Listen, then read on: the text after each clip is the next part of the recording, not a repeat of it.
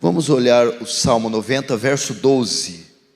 Diz assim: ensina-nos a contar os nossos dias, para que alcancemos, ou em outras traduções, de tal maneira que alcancemos coração sábio. Até aí, fecha os olhos, vamos orar. Pai Santo, nosso desejo é que haja o invadir da sua graça, gloriosa, abundante, sobre-humana, sobre todo esse salão, a transmissão, tomando mentes e corações cativos à sua palavra, e enchendo-nos de temor e tremor, diante daquele que é 3 vezes santo. Faz teu reino avançar, Senhor, receba a glória para si, e nos conforme a imagem do seu Filho, em nome de Jesus, amém. Irmãos, preste atenção aqui, eu acredito que essa palavra é muito oportuna, e ela vai falar muito, de uma forma especial com você, essa noite. Você sabe que o mundo em que vivemos hoje não é mais aquele mundo de 20, 30 ou 40 anos atrás. Estamos passando por mudanças muito rápidas e muito expressivas, de modo que essas mudanças estão nos cercando de tarefas, fazendo com que a nossa agenda se torne muito extensa e concorridíssima. Você pega um menino de 10, 12, 15 anos, a agenda dele já é vastíssima. E diante desse cenário que se tornou esse mundo, onde parece que o tempo ele não é suficiente para atender às nossas demandas, nós precisamos então saber fazer nossas escolhas. Precisamos então fazer o uso correto e adequado do nosso tempo, ou o uso adequado da nossa vida. Nesse sentido, esse texto de Salmo 90, e Paulo faz eco com ele, em Efésios 5, que diz: remindo os tempos, tanto um como o outro nos ordena a fazer uso correto do tempo, ensina a contar nossos dias, ensina a usar nosso tempo. Vede como prudentemente andei, não como a nécios, mas como a sábios, remindo o tempo, diz Paulo, usando bem o tempo. Então aqui nós temos a primeira lição que o texto nos sugere. Ele nos dá uma ordem para fazer uso correto do nosso tempo. E vai até mais além, o texto sugere não só o tempo, mas também a nossa vida. Devemos, portanto, fazer o uso correto da nossa vida, utilizar bem as oportunidades, utilizar bem o tempo e a vida que nos foi dado. Esta é a ideia do salmista e a ideia do apóstolo Paulo. Façam uso adequado do tempo que lhes é disponível e da vida que lhe foi dada. Agora, qual é a finalidade dessa ordem? Porque há 2 textos recomendando-nos a fazer bom uso do tempo. O próprio salmista, no Salmo 90, traz a resposta. No verso 9 e 10, Salmo 90, 9 e 10. Pois todos os nossos dias se passam na tua ira, acabam-se os nossos anos como um breve pensamento. Os dias da nossa vida sobem a 70 anos, ou em havendo vigor a 80. Nesse caso, o melhor deles é canseira e enfado, porque tudo passa rapidamente e nós voamos. Aqui ele nos dá a resposta. Por que temos que fazer o uso adequado do tempo? Por causa da brevidade da nossa vida. Brevidade, qualidade do que é breve. O salmista diz que a nossa vida é passageira, pequena. É uma vida que passa como um vapor. Então, consciente da microvida que temos, Ele nos concita a fazer uso adequado dela. Consciente da brevidade, da pequenez da nossa vida, Ele nos concita a fazer o uso correto da vida e do nosso tempo. Matthew Henry, comentando sobre a finitude humana na queda de Adão, ele diz: Deus criou e formou Adão e Eva para que vivessem para sempre. Porém, num fatídico dia, o homem caiu. O pecado entrou em sua natureza. Iniciou-se então o amortecimento da sua existência humana. Assim, homem e mulher experimentariam o inevitável envelhecimento do corpo e posteriormente a morte biológica. Depois que o pecado entra, a vida do homem passa a ter uma validade e pequena e breve. E nós precisamos hoje, o meu desejo é que, por permissão do Espírito Santo, Deus venha iluminar nossa mente, conscientizar os homens, nós os cristãos, da nossa finitude e de quão breve é a nossa vida, e sabendo disso, usar ela adequadamente. Bom, eu tratei aqui em miúdos que a nossa vida é breve. Então, nós sabendo disso, nós devemos fazer o uso correto dela. Vamos abrir então em uma passagem dos Evangelhos, em uma parábola, onde nós vamos aprender a fazer o uso correto da vida.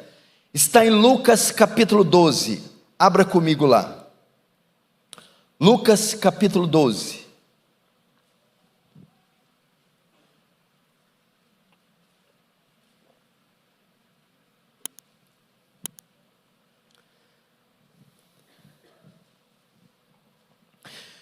O verso 16.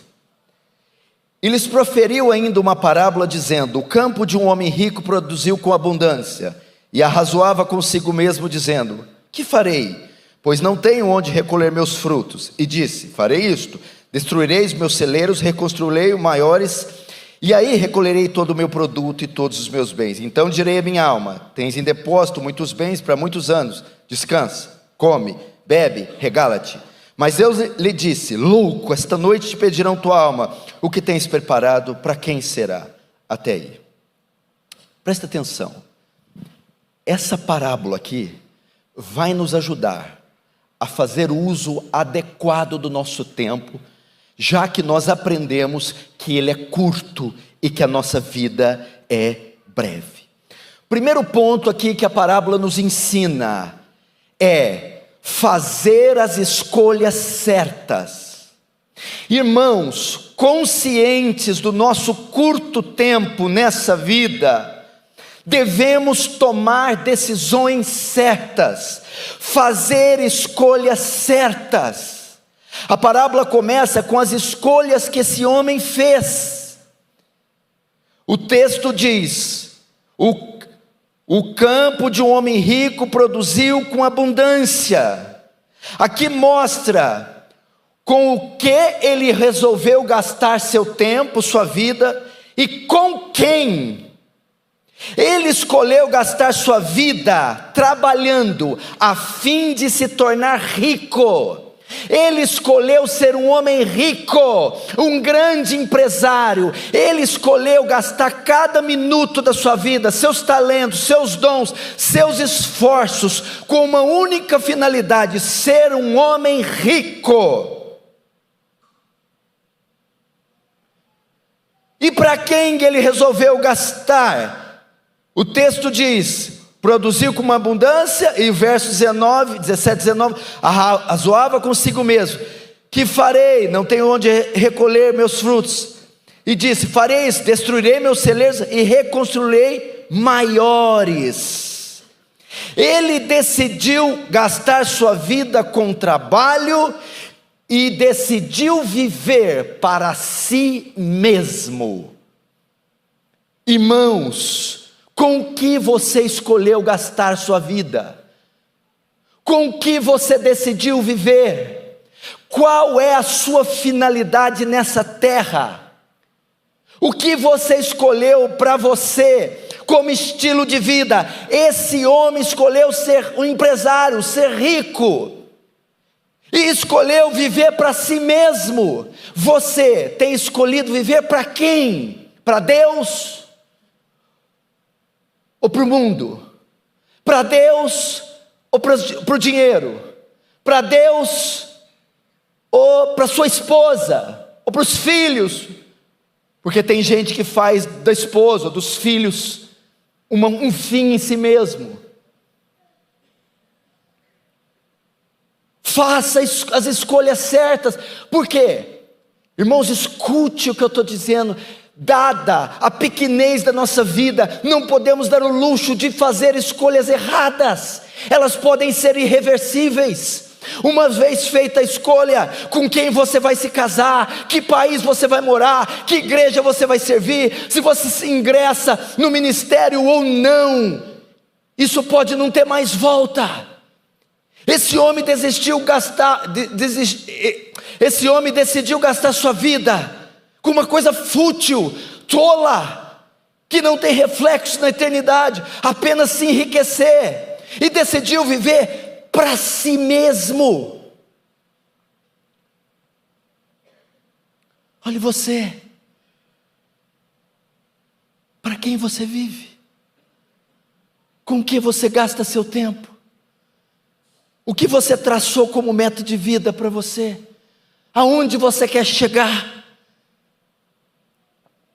Notem, olha, pastor Erival, a escolha dele foi baseada no seu desejo e não na vontade de Deus. No verso 16, ele faz a pergunta, que ele está em dúvida, né? Arrazoava consigo dizendo: que farei? Ele tinha plantado e tinha seus celeiros. Veio uma outra colheita tão grande que ele não tinha onde pôr. Ele ficou na dúvida: o que farei? Então veja, o 16, ele faz a pergunta. Mas no 18, ele mesmo responde: farei isto, destruirei os meus celeiros e construirei outros maiores. Ele está em dúvida o que fazer da vida, o que fazer com o dinheiro, o que fazer com os dons, o que fazer com os recursos, o que fazer com o tempo. Ele faz a pergunta, e ele mesmo responde o que fazer: já sei, derrubarei esses celeiros, construirei outros maiores. Sua decisão não foi com base nas escrituras, sua decisão não foi com base na vontade de Deus, sua decisão foi com base na sua conveniência, nos seus desejos egoístas, nos seus caprichos.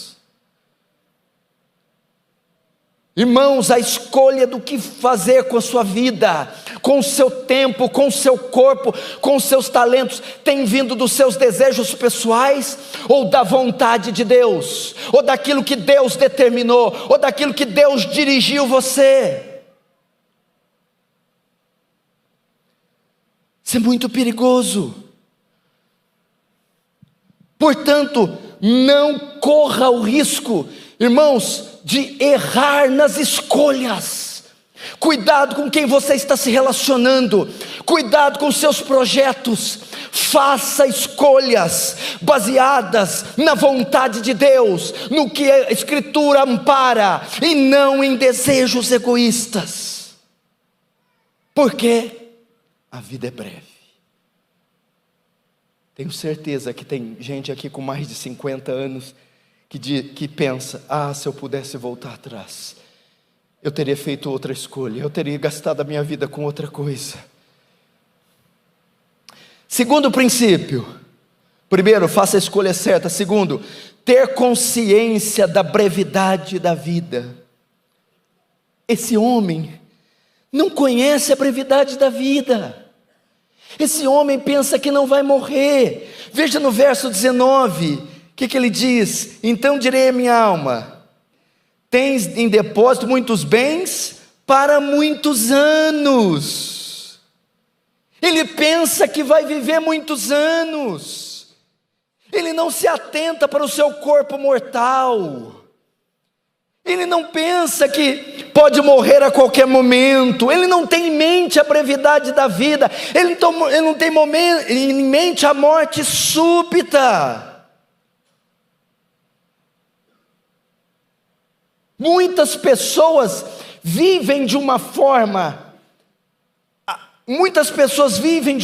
incoerente, desleixada, carnal, sem objetivo, porque não tem em mente a brevidade da vida. E é isso que essa sociedade hedonista, pluralista quer fazer, Hollywood quer fazer. Parece que Marilyn Monroe está viva e ainda é jovem, que Clark Gable está vivo. Parece que as pessoas não envelhecem, não morrem, duram para todo sempre. Não. A alma tem em depósito para muitos anos.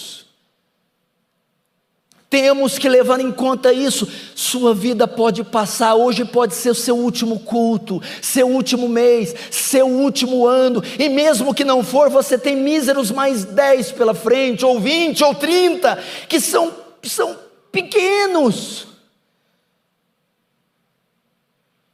Essas pessoas não têm ideia da brevidade da vida, da brevidade da vida, e outros homens viveram assim também.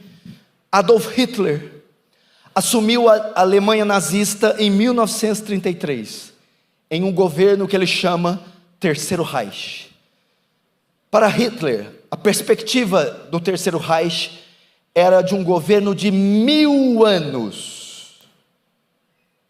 Em 1945, com apenas 56 anos de vida, Adolf Hitler morre, e com ele o Terceiro Reich, que durou apenas 12 anos. Ele não tinha em mente a brevidade da vida.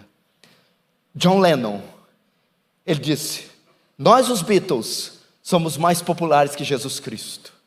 Eu não sei quem vai acabar primeiro, disse Lennon, o cristianismo ou os Beatles. A banda Beatles foi formada em 1960. Em 1970, a banda se desfaz. Em 1980, com apenas 40 anos, John Lennon morre. Não tinha consciência da brevidade da vida. Tancredo Neves, presidente eleito em 1985, fez planos para governar o Brasil.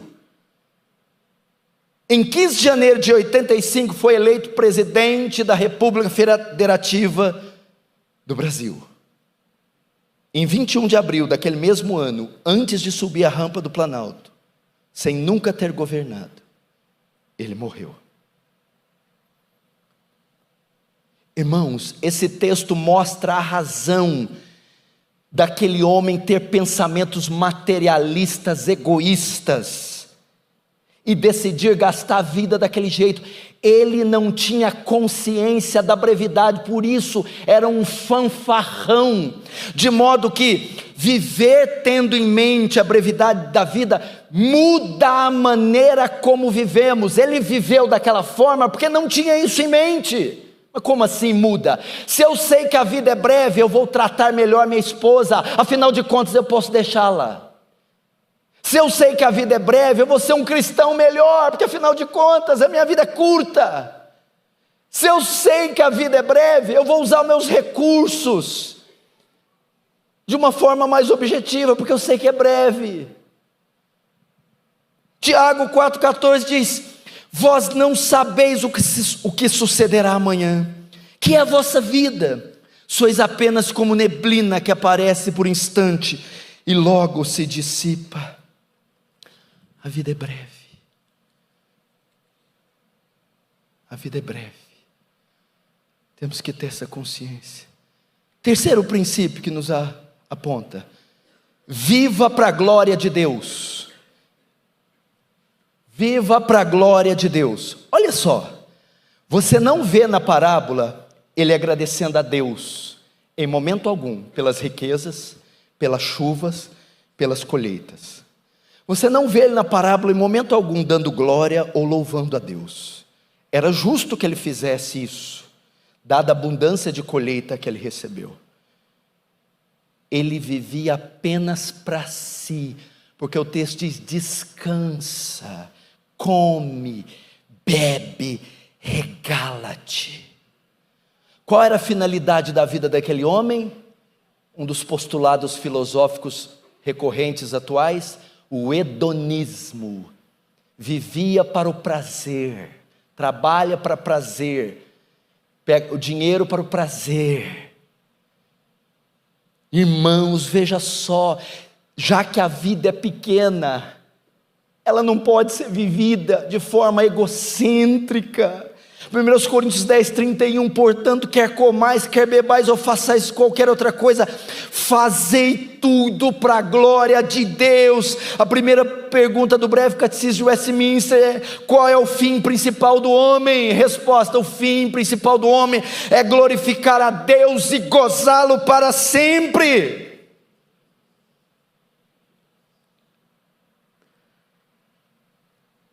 Ele não dá glória a Deus roubando oxigênio de Deus, água de Deus, vida de Deus, recebendo chuvas de Deus, livramentos de Deus, bênçãos de Deus, e não faz uma menção de Deus. Você quer uma coisa nobre para você viver? Viva para a glória de Deus. Lembra de Jesus? A oração sacerdotal 17, João 17: Pai, é chegada a minha hora. Que hora? A cruz. Glorifica o Filho. Olha o pedido que ele faz: glorifica o Filho. Parece uma oração egoísta, né? Não, para que o Filho glorifique a ti. Sabe o que Jesus está pedindo? Pai, me glorifica, para que na minha glorificação eu te glorifique. O desejo de Jesus ardente era ser glorificado, mas com o fim de que na sua glorificação o Pai fosse glorificado. Aí ele vai continuar: já te glorifiquei na terra, fazendo a tua vontade. Toda a vida de Jesus convergia na glória de Deus, e no último ato, a crucificação, ele vai pedir que este ato seja para a sua glória. Agora, o que é viver para a glória de Deus? Como eu poderia resumir? Talvez você pergunte: o que é viver para a glória de Deus? Eu resumiria viver para a glória de Deus na tríplice ordenância que está na oração do Pai Nosso. Não precisa abrir, está em Mateus capítulo 6. Primeira, verso 9: santificado seja o teu nome. O que é isso? Venerado seja o seu nome. Jesus, quando está ensinando essa oração, está nos sugerindo o quê? Vivam de uma forma que honre o meu Pai, vivam de uma forma que honre a Deus. Isso é viver para a glória de Deus. A vida é curta, é pequena, é breve, então viva para Deus. De que forma? Honre a Deus no seu casamento, na sua vestimenta, no seu vocabulário, no uso das finanças, no que você pensa. Viva de forma... Qual que é o quarto ou o quinto mandamento do decálogo? Não tomarás o nome de Deus em vão. Esse mandamento não se quebra apenas falando algo indecoroso com o nome de Deus. Esse texto sugere o quê? Eu, como cristão, como embaixador de Cristo, de Deus, carrego o nome de Deus, e a forma como eu vivo ou honra ou desonra. Tomar o nome de Deus em vão nesse sentido é eu, como cristão, me portar de forma indigna deste homem, deste nome. Segunda forma apresentada na oração de Mateus, verso 10: venha o teu reino. O que é isso? A oração para o avanço do reino. Quer viver para a glória de Deus? Gaste seus recursos, seu talento, seu tempo para o avanço do reino, investindo em missões, em evangelismo, em obras de caridade, em oração, em jejum, em expansão da obra, e-mail, fax, internet, celular, apoio, intercessão, seja o que for, mas levante o seu traseiro e faça algo.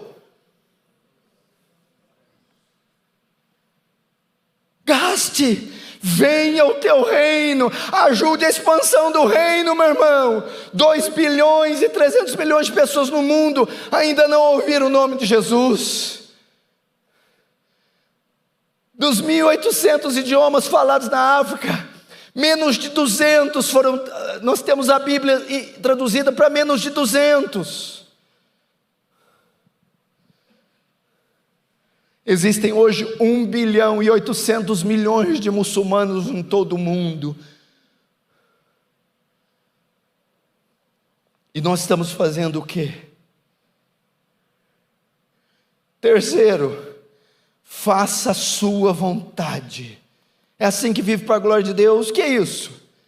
Fazer a sua vontade. Aplique a sua vontade em cada aspecto da sua vida. Isso aponta para a obediência. O que é isso? Sujeite cada aspecto da sua vida às Escrituras, à autoridade das Escrituras. Faça a sua vontade, é isso. Cada aspecto do seu viver diário, meu irmão. Sujeite-se aos mandamentos do Senhor. Isso é viver para a glória de Deus. Quarto, deixe um legado positivo nesse mundo. Quantos estão entendendo, diz amém. Você vê, ter consciência da brevidade,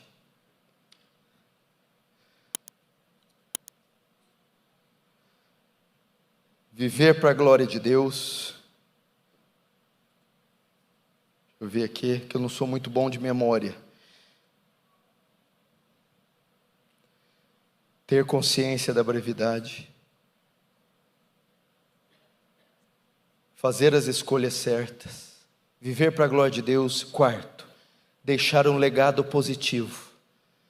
Olha aqui que interessante. Ele não leva em conta as necessidades dos demais. A vida toda dele é centrada em si. O verso 17, 18, que farei?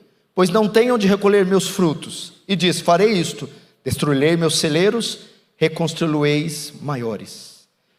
Esse homem não nutria nenhuma espécie de generosidade por ninguém. Não há nada aqui mencionado que ele tenha feito para alguém, não há um legado que ele tenha deixado. Ele não se preocupava com a necessidade à sua volta, só tinha interesse em derrubar e ajuntar para si mesmo. Olha isso aqui, no grego as palavras eu, meu e minha ocorrem 12 vezes nesse parágrafo. Ele era um homem totalmente egoísta, totalmente centrado em si. Aí recolherei todo o meu produto e todos os meus bens. Ele não deixou nada para ninguém. Irmãos, a vida que você está vivendo, você tem deixado um legado para as futuras gerações, você tem deixado algo para o Senhor. Vamos fazer uma pergunta melhor, se você morrer hoje, o que você deixa para sua família, seu bairro, sua cidade, esse estado, essa nação? Dívidas? Mau testemunho? O que você construiu para o Senhor? O que você deixou? Já que a vida é curta, meu irmão, John Wesley escreveu hinários, levantou escolas, igrejas. O que nós estamos fazendo com a nossa vida? Ninguém está preocupado em deixar um legado, meu irmão. Plante igrejas, escreva livros, traga almas para Jesus, levante obras sociais, faça alguma coisa. A vida passa muito rápido. A Bíblia diz, por exemplo, de Jorão. Jorão morreu sem deixar saudades. Olha aqui que retrato triste.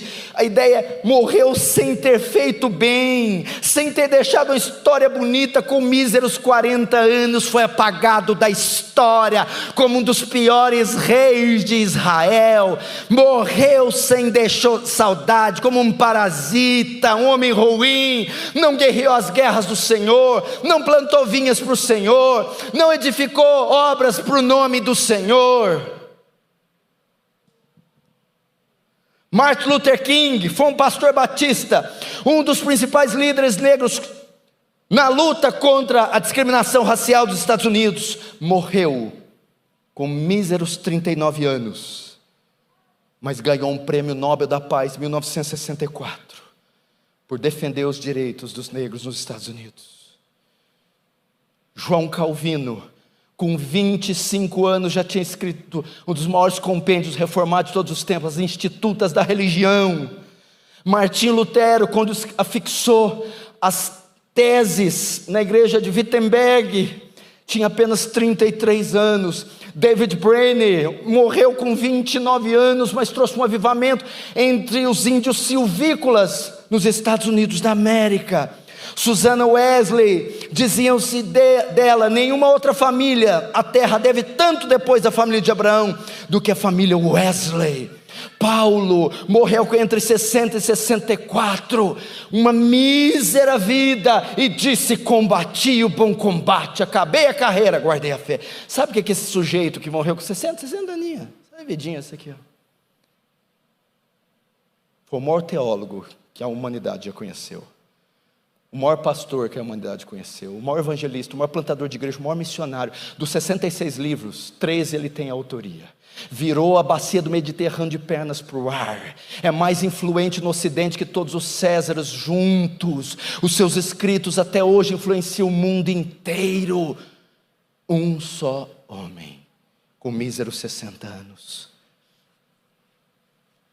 Que legado você está deixando? William Carey foi para a Índia, demorou 5 anos para batizar a primeira pessoa.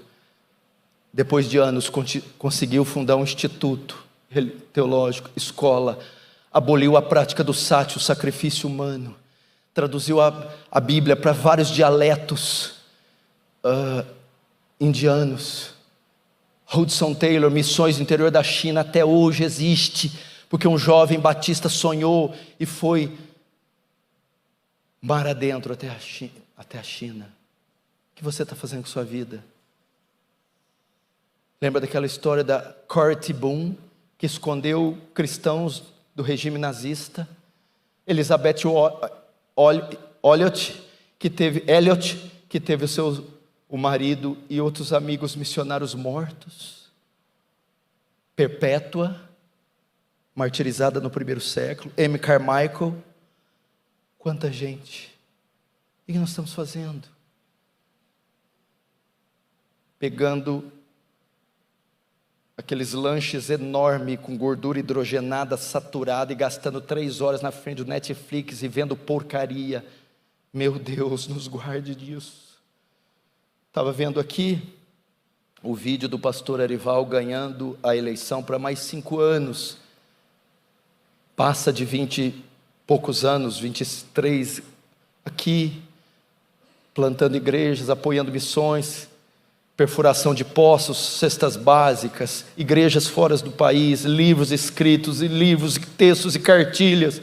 E para nós que fazemos alguma coisa, um sermão desse ainda faz a gente imaginar que fez pouco, que tem muito a fazer. Deixa um legado, meu irmão. Deixa um legado. A vida é muito curta. Quinto, o inevitável finalmente aconteceu. A vida passou. Verso 20. Mas Deus disse: louco, esta noite te pedirão tua alma. O que tens preparado, para quem será? Então a vida de súbito passa. Esse homem achava que ia viver muito, mas aquela noite sua alma seria requerida. Ele iria viver brevemente e morrer rapidamente. Irmãos, assim acontecerá conosco a qualquer momento. Irmãos, deixa eu te perguntar, quantos anos vocês ainda vão viver? Quantos anos você ainda vai viver? Será que não vale a pena viver por uma coisa nobre? Será que não vale a pena abandonar esse miserável pecado oculto, escondido? Será que não dá para viver uma vida mais digna daquele que nos vocacionou? Pense quanto tempo você tem ainda, mesmo que você chegar aos 90 anos. É muito pequeno. Parece que outro dia o Zico errou o pênalti na Copa de 86. Parece que outro dia estávamos vendo domingo pela manhã a Fórmula 1 e o Ayrton Senna bateu na curva Tamburello no GP de Imola. Parece que foi outro dia o plano Collor, o governo Sarney, as diretas já passaram. Outro dia eu estava vendo no SBT, quando passava a semana do presidente, era o João Figueiredo. Olha quanto tempo já se foi. Então vem a pergunta de Deus, 2 perguntas e eu encerro.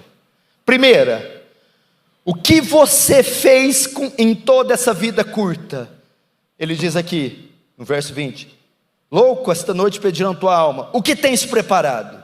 E a segunda pergunta, para quem será? Ok? 2 perguntas ele faz, o que tens preparado?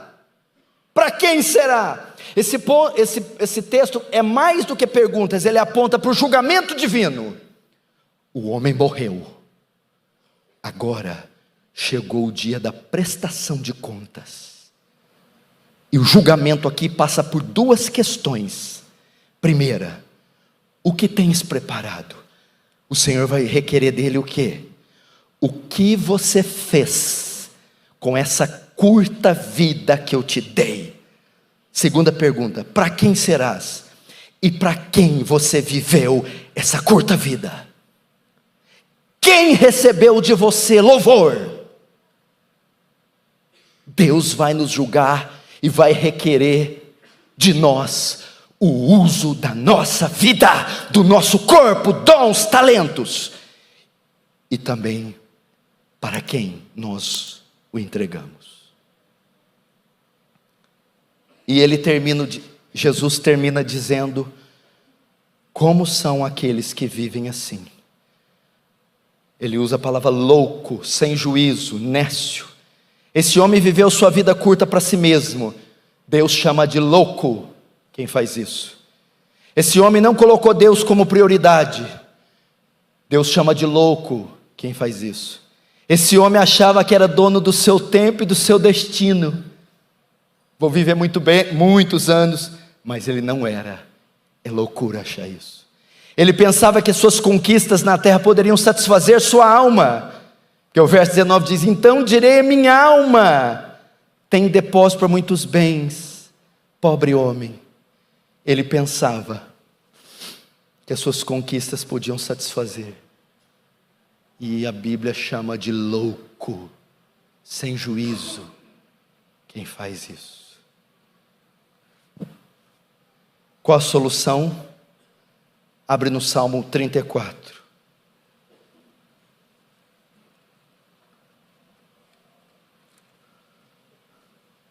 Salmo 39, melhor.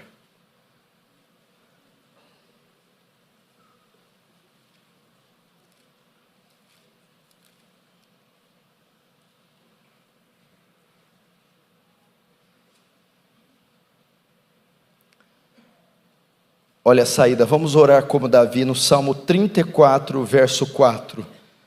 Dá-me a conhecer, Senhor, o meu fim, e qual a soma dos meus dias, para que eu reconheça a minha fragilidade. Deste aos meus dias o cumprimento de alguns palmos, a tua presença. O prazo da minha vida é nada. Na verdade, todo homem, por mais firme que esteja, é pura vaidade. Com efeito, passa o homem como uma sombra, em vão se inquieta, amontoa tesouros e não sabe quem os levará. Verso 7, a saída. E eu, Senhor, que espero Tu és minha esperança. Oh, meu irmão,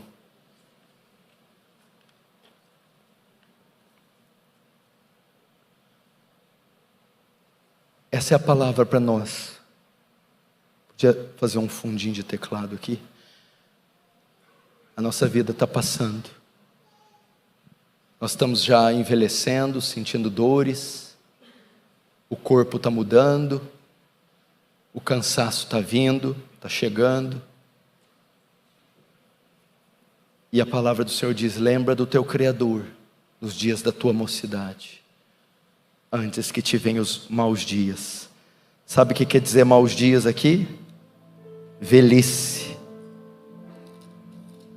Olha o que o texto diz: antes que escureça o sol e a lua as estrelas, sua vista, no dia que tremer os guardas, teus braços, e outrora fortes, as tuas pernas cessarem, e teus moedores da boca serem poucos, dentes.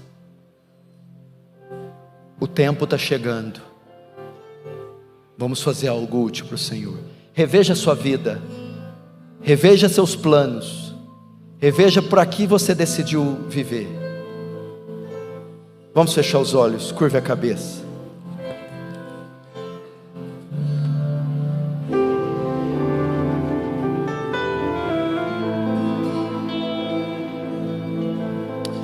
Fale com o Senhor. Senhor, não nos deixa desperdiçar o nosso tempo, Senhor. Há tanto para fazer ainda, há tantas almas para levar o Evangelho, tantas nações que não conhecem Teu nome, Senhor, e o povo brasileiro gastando, comendo, bebendo, Senhor, com aquilo que não tem valor eterno. Oh Deus, desperta a Tua igreja, Senhor, para ela gastar a sua curta vida com sua glória, no avanço do Teu reino, na pregação do Evangelho, doar para as missões, para o evangelismo, viver uma vida santa. Deus, tira nossos olhos desse mundo, dessa terra, coloque em nossa mente a brevidade da vida, ela logo passará. E queremos fazer como Charles Studi, uma vida só e logo passará, e somente o que for feito para Cristo permanecerá. Toca nos meus irmãos, para deixarem os brinquedos, as cisternas rotas de lado, os ídolos, os pecadinhos de estimação, as raposinhas, as futilidades dessa vida, a feira da vaidade, e se concentrar naquilo que é eterno. Sermos melhores pais, melhores esposas, melhores filhos, melhores maridos, melhores cristãos, Senhor, desapegados desse mundo, dessa terra, com os olhos fitos no alto, no Senhor, porque os nossos dias passam como um breve pensamento, como um conto ligeiro. Oh Deus,